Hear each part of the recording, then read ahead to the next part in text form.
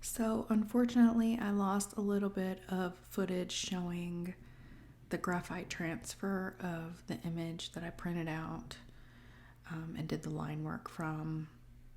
But I do have another video that shows that process if you're interested in it. It is the painting of my friend Sandy. I go through the whole process of how I do it. But for this video, I want to talk about layering and what is the perfect amount of layers for a painting. Depending on your style, that could give you your answer right there.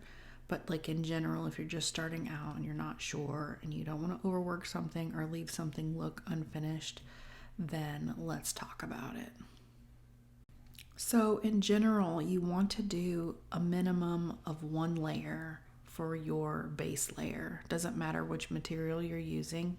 I find that a general translucent base layer of any color that you like is a great way to like set the graphite and give you something to work from. So that's layer number 1. Layer number 2 is your blocking in layer.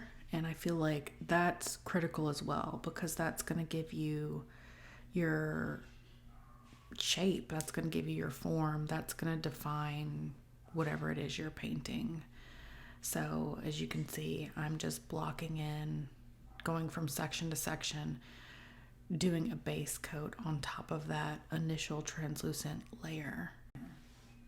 Once you get comfortable with where your painting's at from your blocking in phase, if you want to call it, then you move on to what I call like the sprinkles on top, your detail layer.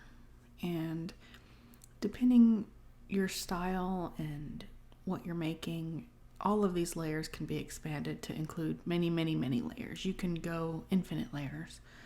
But like in general, I think you need at least those 3. So 3 layers. I don't know, I'm hungry now. Make a turkey sandwich. You see what I'm doing, right? Why don't you make peanut butter and jelly? No? Peanut butter and jelly.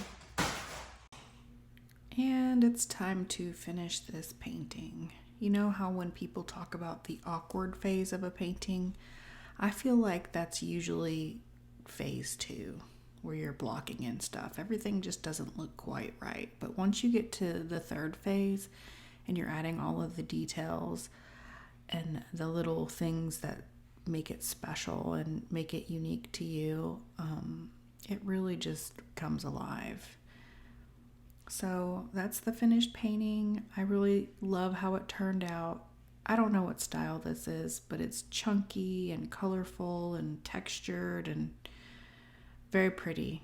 I was really surprised that I was able to make something like that.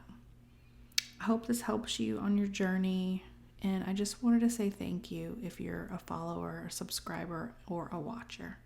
Appreciate you.